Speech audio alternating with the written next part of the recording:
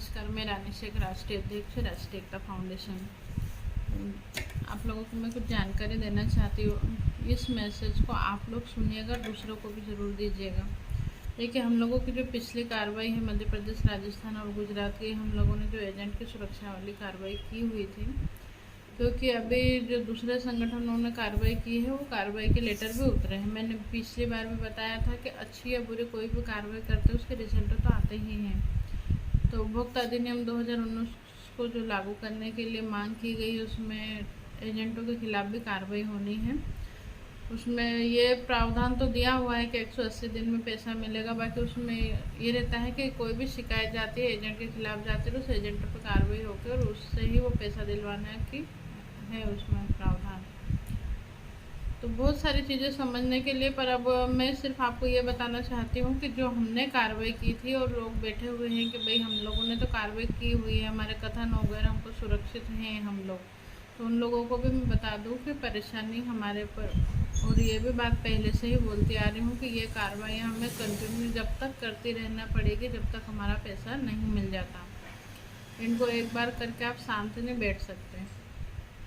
Agent की सुरक्षा वाली जो मैटर है वो कोर्ट से अगर कोई डिसीजन आता है तो वो हमेशा के लिए हो जाता है, पर एजेंटों की सुरक्षा के लिए कोर्ट से डिसीजन नहीं दिया जा सकता, क्योंकि उसका मतलब परिणाम भी आ सकते हैं। इसलिए इस पे राज्य सरकार और प्रदेश लेवल की कार्रवाइयाँ करके समय समय पर रोका जा सकता है, संशोधन किया जा सकता है।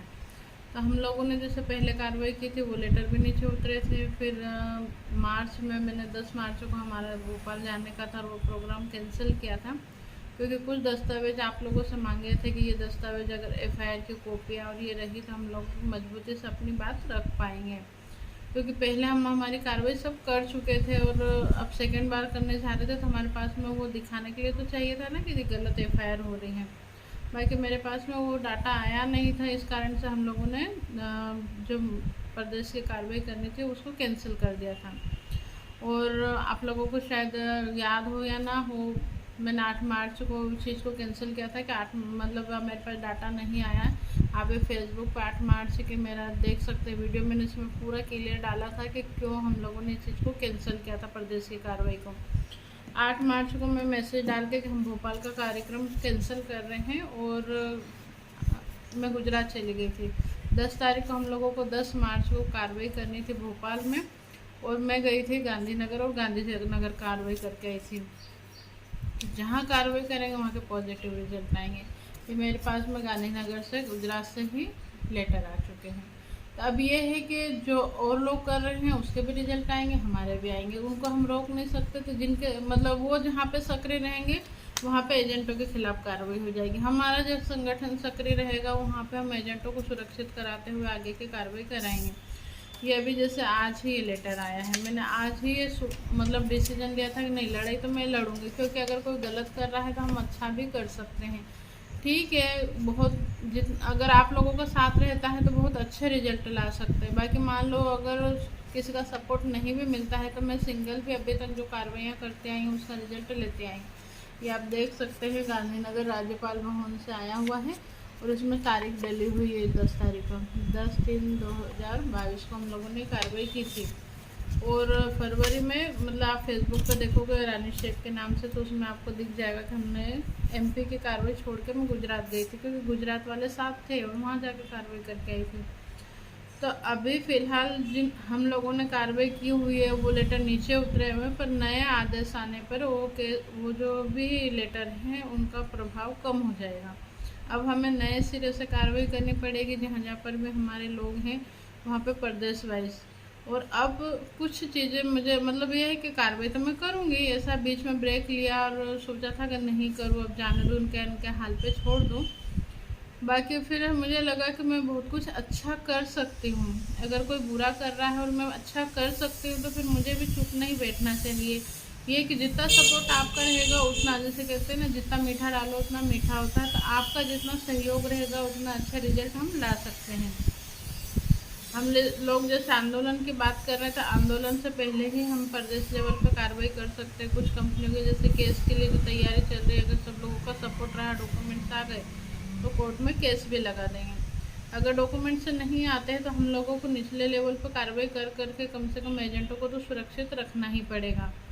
तो एमपी में भी अगर आप लोग चाहते हैं कि हाँ एमपी, राजस्थान, गुजरात या जहाँ पर भी हमारा संगठन है, आपके ऊपर है आपके, हाँ मुझे तो सीखने को मिल गया और बहुत कुछ सीखा है कि कौन सी कार्रवाई कहाँ पे की जा सकती है और किसको कैसे रोका जा सकता है। तो परेशानी तो अब मान लो ऊपर से मैंने बोला ना कि केंद्र से ही कार्रवाइयाँ हो रही है, तो केंद्र से कार्रवाइयाँ होकर निचले लेवल पर उतर रही हैं कि भाई एजेंटों के खिलाफ कार्रवाई होनी चाहिए।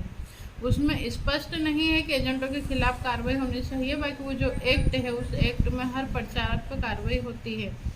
और यही नहीं, उसमें ये यहाँ तक भी प्रावधान है कि एजेंटों की खुद की निजी प्रॉपर्टी भी बेच सकते हैं। एजेंटों की निजी प्रॉपर्टी, कंपनी मालिक की निजी प्रॉपर्टी, जितने भी प्रचारक हैं उनकी भी प्रॉपर्टी बेच के निवेशकों को पैसा दिलाया जा सकता है। कई लोग मेरे विरोधी हैं और रहेंगे। अभी जैसे अगर हमारे ग्रुप में निवेशक जुड़े हुए हैं तो उनको लग रहा है कि मैं मैडम मतलब एजेंटों को बचा रही हैं, मैडम हमारे लिए गलत कर रही, तो मैं उनके लिए गलत नहीं कर रही, पर उनके लिए सही करने के लिए मैं किसी और के साथ में गलत नहीं कर सकती। तो मेरे पास दो रास्ते थे, या तो मैं चुप बैठ जाऊं कि जो हो रहा है होने दो, उसमें मेरा कोई प्रतिक्रिया ना हो, ताकि गलत भी हो तो उसमें मैं दोषी ना रहूं। बाकी ये है कि मैं किसी का कुछ अच्छा करने के लिए बुरा नहीं कर सकती, तो या तो मैं कोई कार्रवाई ना करूं, और अगर करती हूं तो ऐसी कार्रवाई करूं, मान लो एजेंटों को सुरक्षित करके ही मैं निवेशकों को पैसा दिलाने की तैयारी कर सकती हूँ। उसमें आप लोगों का साथ चाहिए। तो अब आप लोगों को लग रहा है कि हाँ हमें प्रदेश लेवल पर कार्रवाई, और मैं फिर बता दे रही हूँ, पूरा मध्य प्रदेश में हम लोगों ने जो कार्रवाई की थी, या राजस्थान में हम लोगों ने कार्रवाई की थी, उस कार्रवाई के लेटर उतरे थे, और उस लेटर उतरने के बाद में मात्र 4 FIR एमपी में हुई थी, जो कि लोग हमसे जुड़े हुए थे, उसके बावजूद भी उन पर कार्रवाई हुई। पूरा मध्य प्रदेश में 4 FIR, एक श्योपुर में हुई है सहारा की, और उनको लोगों को भी मैंने बोला था कि देखिए आप वकील मत कीजिएगा, अगर आपको लग रहा है कि FIR करानी है तो मैं आती हूँ, मैं FIR करवा दूँगी। उन्होंने वकील की सहायता ली, वकील ने जिस तरह से घुमाया वहाँ पे एक एजेंट पे FIR हो चुकी है, और वो हमारे संगठन से जुड़े हुए। फिर भी मैंने बोला था कि आप सब लोग मिलकर SP साहब से मिलिए, बाकी समय रहते वो चीज़ें हो नहीं पाई, लेट हो गया, और उनकी जमानत अभी भी नहीं हो रही है। वैसे ही एक बड़वानी में बना था फ्यूचर मेकर का, वो मैटर में भी राजनीतिक थोड़ा सा था, और जो भी हुआ मतलब हमारे संगठन से जुड़े हुए होने के बावजूद भी वो FIR कटी थी, वो ऑनलाइन कटी थी, बिना जांच के कटी थी। ऐसे ही एक FIR सहारा की ही अपने आलोट में जो थे, पर उनका आवेदन पुराना दिला हुआ था, FIR भी पुरानी थी, वो चीज़ें हुई। ऐसे करके 4 FIR मध्य प्रदेश में कटी थी, मतलब इतने बड़े मध्य प्रदेश में 4 FIR हुई थी। पर अब यह है कि अगर कोई चीज़ नीचे उतरती है तो हमारी कार्रवाई का वो जो पिछला अभी तक था वो सारी चीज़ें कैंसिल हो चुकी है। अब आप लोग सावधान रहिए, हो सकता है आप लोगों के खिलाफ भी FIR हो जाए। और वो एक्ट अगर लागू होता है, उस एक्ट के लागू होने के बाद में जैसे मान लो कई सारे, मैं आपको बता रही हूँ, जैसे मान लो कई लोगों ने मेरा विरोध किया, और मैं अच्छे से जानते हुए कई संगठन मेरे विरोधी, सारे संगठन मिलकर दिल्ली जा रहे हैं कि एजेंटों के खिलाफ, मतलब खुल के नहीं बोल रहे हैं, बाकी एजेंटों के खिलाफ कार्रवाई की जाए, निवेशकों को पैसा दिलवाया जाए। सारे उधर है, अगर मैं भी उधर जाती तो मुझे मेहनत बहुत कम करनी पड़ेगी, और एक नाम भी हो जाएगा कि हाँ मैडम ये कर रहे हैं। बाकी उन सब से अलग मैं अकेले ही चल रही हूँ, क्योंकि ज़रूरी नहीं है कि गलत का मतलब गलत कुछ भी हो रहा और हम भीड़ देख के उसके साथ में चले जाएं, तो मैं उन सब से अलग ही जा रही हूँ। तो अभी यह है कि आप लोगों ने जो कार्रवाई करके रखी है वो तो कैंसिल हो चुकी है, अब आगे आप करना चाहते तो कर सकते हैं। तो मैं अब अगर चाहूँ ना तो संगठनों पे भी कार्रवाई हो सकती है, वो मुझ पर कर सकते हैं, मैं उन पर कर सकते, पर मैं बदले की भावना से कोई कार्रवाई नहीं करना चाहती। और ठीक है, मैं वो चुप रह के, मतलब बीच में मुझे गुस्सा आ रहा था कि ये लोग गलत कर रहे हैं, एजेंटों को ही ले जाके एजेंटों के खिलाफ कार्रवाई करा रहे हैं, ये राजनेता गलत कर रहे हैं कि एजेंटों को ले जा रहे बाकी अपने टिकट के लिए कर रहे हैं। पर जो भी घटनाक्रम हुआ सारी चीज़ें हैं, तो मेरा गुस्सा मैंने धीरे धीरे करके कंट्रोल करते करते, मुझे मतलब बड़ी खुशी है कि मेरा गुस्सा मैंने कंट्रोल कर लिया। और मुझे किसी भी संगठन से कुछ भी नहीं, वो अपना कर्म कर रहे हैं, मैं अपना कर्म करूँगी, वो कुछ गलत करेंगे मैं अच्छा करने की कोशिश करूँगी।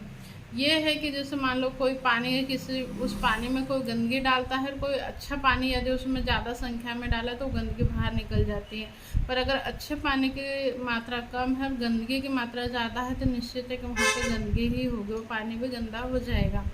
तो वही चीज़ है कि मैं अपनी तरफ से अच्छा करूँगी, आप लोगों का साथ रहा तो हमारी अच्छाई ज़्यादा रहेगी और बुराई हार जाएगी।